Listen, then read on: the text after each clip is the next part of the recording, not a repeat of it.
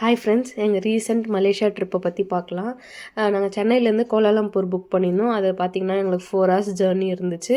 நாங்கள் இந்த டைம் எங்கள் பேபியோட தான் ட்ராவல் பண்ணியிருந்தோம். இங்கேத்திக்கும் மலேசியாவுக்கும் பார்த்திங்கன்னா ஒரு 2.5 hours டைம் டிஃப்ரென்ஸ் வரும். நாங்கள் இந்த டைம் ஏர் ஏஷியா ஃப்ளைட் தான் புக் பண்ணியிருந்தோம். ஒரு வழியாக அன்றைக்கி ஆஃப்டர்நூனே மலேசியா போய் ரீச் ஆகிட்டோம். இமிக்ரேஷன்லாம் முடிச்சுட்டு ரூமுக்கு போய் செக்இன் பண்ணிட்டோம்.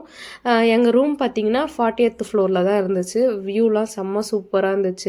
நாங்கள் இந்த டைம் ஏர்பிஎன்பி மாதிரி ப்ரிஃபர் பண்ணியிருந்தோம். ஏன்னா நாங்கள் 1 year பேபி வச்சுருக்கறனால எங்களுக்கு எல்லா ஐட்டம்ஸுமே இருக்கணுன்றதுனால ஏர்பிஎன்பி ப்ரிஃபர் பண்ணியிருந்தோம்.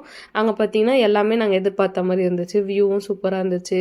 கிச்சனில் எல்லா தேவையான எக்யூப்மெண்ட்ஸு, ஸ்டவ்வு, மைக்ரோவேவ் ஓவன் எல்லாமே இருந்துச்சு. ஸோ நாங்கள் பேபிக்கு ஃபுட் குக் பண்ணிவிட்டு ரெஃப்ரெஷ் ஆகிட்டு நாங்கள் பெட்டர்னஸ் டவர் பார்க்க கிளம்பிட்டோம்.